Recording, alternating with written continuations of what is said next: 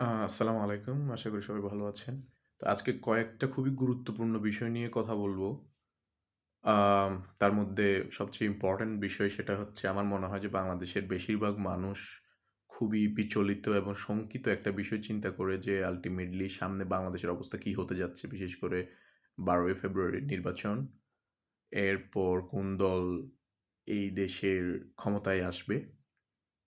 জামাত নাকি বিএনপি আর অন্যদিকে তো আ আওয়ামী লীগ, পলাতক আওয়ামী লীগ রয়েছে যারা জুলাইয়ের মধ্যে প্রায় ১৪০০ মতো নিরীহ নিরস্ত্র ছাত্র থেকে যুবকদের সশস্ত্রভাবে হত্যা করে। যদিও তারা এই হত্যাযজ্ঞ চালানোর প্রায় ১ থেকে ১.৫ বছর পরও এখনো পর্যন্ত কোনো রকমের এটার জন্য অনুতাপ, ক্ষমা, রিমোর্স কোনো কিছুই চায়নি। বরঞ্চ তারা বলতে চাচ্ছে এটা বাইরের এজেন্সি, এজেন্ট এবং বিভিন্ন ফান্ডিং এর মাধ্যমে আল্টিমেটলি এটা করা হয়েছে এবং তারা সেটার মধ্যেই রয়েছে। সো এই বিষয়টা আল্টিমেটলি তারা সেই স্ট্যান্ড এর মধ্যেই থাকবে। সো আমি রিসেন্ট টাইমে যে বিষয়টা আজকে এখানে বলতে আসলাম, রিসেন্ট টাইমে আমি যেটা দেখতে পাচ্ছি, রিসেন্টলি শরীফ ওসমান হাদি ভাই শহীদ হয়েছেন সত্য কথা বলার কারণে। তো বাংলাদেশে আসলে রাজনৈতিক প্রেক্ষাপট যদি ৭১ থেকে এই ২০২৬ পর্যন্ত আমি দেখি, এটা এমন জিগজ্যাগ অবস্থার মধ্যে কখনো আমি দেখলাম না এখনো পর্যন্ত বাংলাদেশের রাজনৈতিক অবস্থা একটা স্থিতিশীল এবং একটা ভালো অবস্থার মধ্যে এবং এখানে রাজনৈতিক দলগুলোর মধ্যে নিজেদের মধ্যে যে একটা পারস্পরিক সৌহার্দ্য, সম্পৃক্ততা এবং দেশকে নিয়ে চিন্তাভাবনা করার জায়গা যেটা আমরা ওয়েস্টার্ন ওয়ার্ল্ডের মধ্যে দেখতে পাই, তাদের পলিসির জায়গাগুলো একজন আরেকজনের সাথে কানেক্টেড। আ সাবকন্টিনেন্টে এই জিনিসটা দেখা যায় না। সো এখানে দাঙ্গা, সংঘাত, মারামারি, একদল গেলে আরেক দলকে জেলে ঢুকাইয়া দেওয়া, মামলা দিয়ে দেওয়া, ডমিনেটিং ডিক্টেটরশিপ এই বিষয়গুলো আল্টিমেটলি সবসময় আসে। সো এটার ভুক্তভোগী আল্টিমেটলি সাধারণ জনগণ। আ এখানে দলের পর দল বদলায় কিন্তু আল্টিমেটলি কথা আর কাজের মধ্যে কোনো মিল থাকে না এবং কেউ কোনো একটা বিপ্লব করে আসলে দেখা যায় সে আরো বেশি সুযোগ নেওয়া শুরু করে। দুর্নীতি এখানে আষ্টেপৃষ্ঠে লেগে আছে। দারিদ্রতা, গরিবত্ব আল্টিমেটলি অনেক বয়ান দিয়ে আসে, আদর্শ নীতি-নৈতিকতা কথা বলে কিন্তু এবং মানুষ স্বপ্নও দেখে সেই নীতি-নৈতিকতা যে এবারে ভালো কেউ আসবে। কিন্তু যেই লাউ সেই কদু এই বিষয়টা সবসময়ই হয়ে যায়। এটাই হচ্ছে বাংলাদেশের পরিণতি। এখানে বাংলাদেশের মানুষ আশাবাদী, স্বপ্ন দেখে কারণ তারা কষ্ট থেকে বড় হইছে। সো সবসময় চায় যে একটা ভালো কিছু হবে, ভালো কেউ আসবে, সৎ কেউ আসবে। যে কথাটা বলতেছে সেই কথাটা রাখবে। কিন্তু সেটা কিন্তু কখনো হয় না।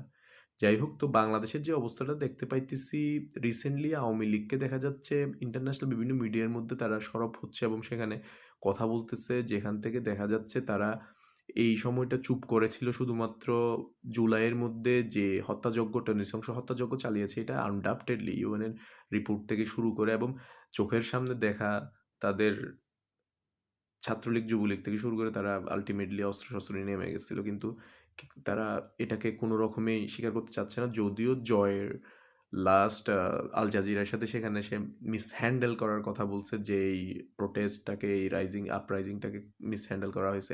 এই লাস্ট ১-১.৫ বছর পরে এই কথাটা যখন জিজ্ঞেস করা হলো এটা আসলো। কিন্তু তারপরেও তারা স্বীকার করতেছে না। তারা একটা জিনিস বলতেছে আ মানুষ মারা গেছে, কি হইছে? মানুষকে খুন করা হইছে, কি হইছে? কোনো বিষয় না। রাজনৈতিক জায়গার মধ্যে এগুলা হয়। এগুলো স্বাভাবিক বিষয় মানুষ খুন করা। সো আমরা চুপ করে থাকি। আ এ এরকম আগেও হইছে।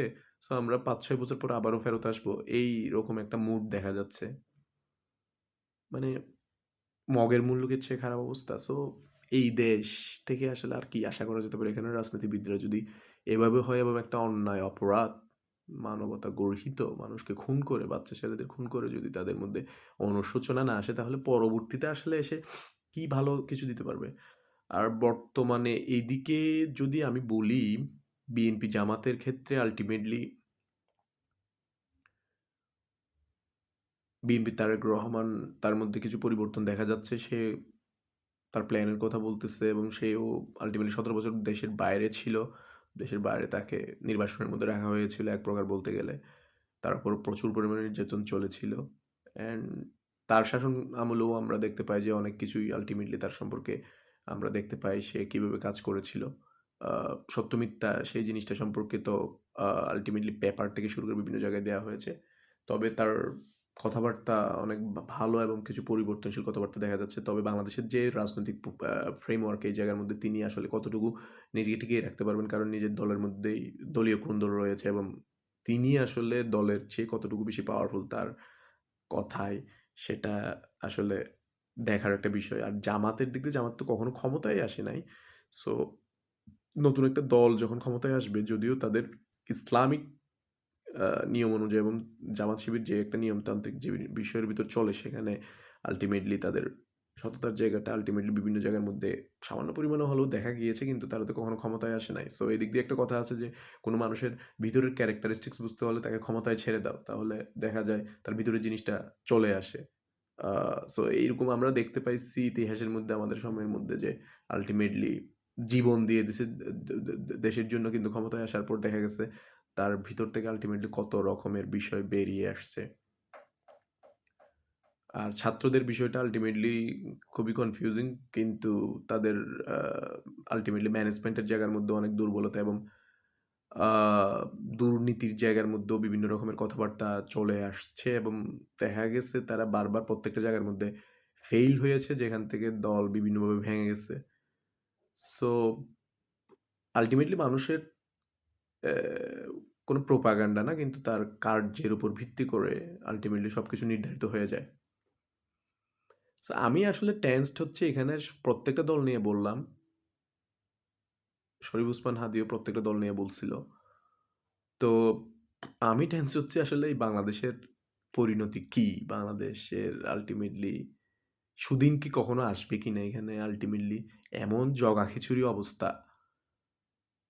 সো আসলে আমি এটার ভালো কোনো ভবিষ্যৎ দেখতে পাই না। সেজন্য আবারও দেশের মধ্যে আল্টিমেটলি এমন একটা বিষয় চলে আসছে। এই দেশে আসলে থাকা কতটুকু পসিবল? এরকম আল্টিমেটলি চলেছে। আমি জাস্ট টু বি ট্রু কথাগুলো বলার চেষ্টা করতেছি। পাশাপাশি ডিপ স্টেট এবং বাইরের বহির্শক্তির জায়গাগুলো আছে। গ্লোবাল পলিটিক্সটা আল্টিমেটলি খুবই জটিল অবস্থার মধ্যে চলে গেছে। সো আর বাংলাদেশ হচ্ছে ভৌগোলিক অবস্থানের দিক দিয়ে খুবই ক্ষুদ্র, আয়তনের দিক দিয়ে সব দিক দিয়ে খুবই ক্ষুদ্র একটা দেশ। এবং গ্লোবাল পলিটিক্স এর মধ্যে আল্টিমেটলি এখন সবগুলাই কানেক্টেড। সো এই শিকল থেকে যদি উপরে যেতে হয় তাহলে আমাদের আরো অনেক বেশি কাম ডাউন হতে হবে, কুল ডাউন হতে হবে, দূরদর্শী হতে হবে। আর বর্তমান জেনারেশনের যারা আছে তাদের লং টার্ম চিন্তা করতে হবে যে সামনে আসলে আমরা ২০-৩০ বছরের চিন্তা করি। বাংলাদেশের আসলে ৫-১০ বছরের ভিতরেও যে কোনো পরিবর্তন হবে এইটার চিহ্ন দেখা যাচ্ছে না। মিনিমাম ২০ থেকে ২৫ বছরের চিন্তা করতেই হবে। সো টুকিটাকি কিছু কথাবার্তা বললাম, আরো কথাবার্তা বলবো। এই জিনিসগুলো বলার মূল কারণ হচ্ছে এই ভিডিওটা যদি কেউ একজনও দেখেন যাতে এখান থেকে অন্তত দেশের অবস্থাটা সম্পর্কে সামান্য পরিমাণে জানেন সবকিছু মিলিয়ে এবং সেই অনুযায়ী চিন্তাভাবনা করতে পারেন। ওকে? আর কূটনৈতিকভাবে আরো দূরদর্শী কাজ করার জায়গা আছে বলে আমি মনে করি। আ দূরদর্শীদের মাধ্যমে আমার মনে হয় যে কূটনৈতিকভাবে অনেক কিছু সমাধান করা সম্ভব। সো আর রাজনৈতিক যে ফেজ, প্রেক্ষাপট এবং সময়ের এই জায়গাটাও খুবই গুরুত্বপূর্ণ। তো রাজনৈতিক যারা বর্তমানে নেতৃবৃন্দরা আছে তাদের উপর অনেক দায়িত্ব। তারা কিভাবে রাজনৈতিক পলিটির জায়গাগুলা নিয়ে কাজ করবে সামনের সময়ে। তবে সবচেয়ে দুঃখ হচ্ছে দেশের আপামর জনসাধারণের জন্য। তারা সারা জীবন আল্টিমেটলি বিভিন্ন রকম সমস্যার জাতাকলের মধ্য দিয়েই আ সামনে এগিয়ে যাচ্ছে। কষ্ট, জ্বালাতন, বিভিন্ন রকমের সমস্যা এগুলার মধ্যে দিয়েই ৭১ এর পর থেকে আল্টিমেটলি আমি দেখি না আ ভালো নিয়তের কোনো শাসক এই দেশে এসছে বা ওইভাবে কাজ করে যেতে পারছে। ভালো কেউ থাকলে সেই তাকেই আল্টিমেটলি শেষ করে দেওয়া হয়েছে এটাও দেখা গেছে। So it's really tough. A so আমি আল্টিমেটলি পরোক্ষভাবেই আজকে কিছু বললাম। কিন্তু পরোক্ষভাবে বলতে গেলেও এখানে অনেক সত্য কথা বলে দিলাম এক প্রকার বলতে গেলে বর্তমান অবস্থা অনুযায়ী। সো সবাই দেশের জন্য দোয়া করেন। দেশের জন্য আল্টিমেটলি খাস কলবে কেউ চিন্তা করতে চাইলেও সে আসলে প্র্যাকটিক্যাল ফিল্ডে নেমে আসলে সেটা করা খুবই টাফ হয়ে যাচ্ছে।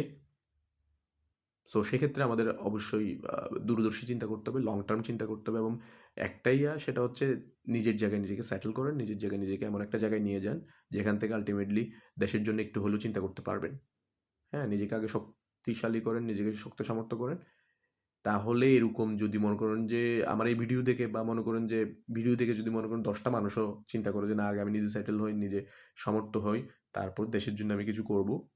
এরকম যদি মনে করেন যে ১,০০,০০,০০০ মানুষ বাংলাদেশের মধ্যে দেখা যায় হা স্বশিক্ষিত হয়, আত্মনির্ভরশীল হয়ে পড়ে এবং সবকিছু সম্পর্কে বুঝে। 1 crore পিপল মানে 1 crore পারমাণবিক বোমার চেয়েও অনেক, অনেক বেশি শক্তিশালী। সো এটাই হইতে পারে যদি বাংলাদেশের মানুষ সচেতন হয় এবং সে নিজের অবস্থা সম্পর্কে জানে, দেশের অবস্থা সম্পর্কে জানে, দেশ কোন দিকে যাচ্ছে, কি হইছে, কি চলতেছে, কে কোন জায়গায় কি করতেছে, কি হবে এই বিষয়গুলো সম্পর্কে। So that are very important. So আজকের বিষয়গুলো আসলে এই মেসেজটা দেওয়া বর্তমানে আমরা কি অবস্থায় আছি, সামনে কি অবস্থা হইতে পারে, এতদিন ধরে কি হইছে, কি হবে, কারা কি বলে এবং কি করতে পারবে, এখানে কেন এত জটিলতা, বৈশ্বিক অবস্থার ভিত্তিতে রাজনীতি, সব দিক দিয়ে আমরা কিভাবে আক্রান্ত, এই বিষয়গুলা আল্টিমেটলি জেনে একটা জিনিস রাখবেন যে কঠিন অবস্থা, কঠিন অবস্থা বাংলাদেশ। সো আর কথা বাড়াবো না। নেক্সট এ আল্টিমেটলি আরো কিছু বিষয় নিয়ে আসবো। আজকে এতটুকুই যতটুকু বাংলাদেশের প্রেক্ষাপট সম্পর্কে বলা যায়। সো ভালো থাকবেন আর দেশের জন্য দোয়া করতেছি কন্টিনিউয়াস যাতে একটা ভালো সময়ে আমরা যেতে পারি। সেটা খুব শীঘ্রই না হলেও একটা সময় অন্তত আমাদের মতো যারা দেশের চিন্তা করি আসলে রিয়েল ভাবে এবং যখন প্র্যাকটিক্যাল ওই জায়গাটাতে যাবো তখনও যাতে নিজের আদর্শ নীতি নৈতিকতাকে ধরে রাখতে পারি, এরকম কিছু মানুষ দরকার। যারা আল্টিমেটলি মানে খেজুর পাতার মধ্যে শুয়ে থেকে দেশের জন্য চিন্তা করতে পারে। ওইটাকেই সে মনে করে যে কোটি টাকার চেয়ে দামি। এইরকম একটা বিষয় ভিতরে আসা। সততাকে দেখে যে সততাই সবকিছু। মানে সত্যের মধ্যেই মুক্তি। এটাকে সে কোটি টাকার চেয়েও বেশি দামি জিনিস হিসেবে তার অন্তর্দৃষ্টিতে দেখতে পারে। এরকম মানুষ দরকার। জানি না এটা আসলে কয়জন বুঝবে বাট যারা এই জিনিসটা বুঝতে পারবেন এবং এটাকে প্র্যাকটিস করতে পারবেন তাদেরকেই দরকার। তাদের জন্য এই ভিডিওটা। Thank you.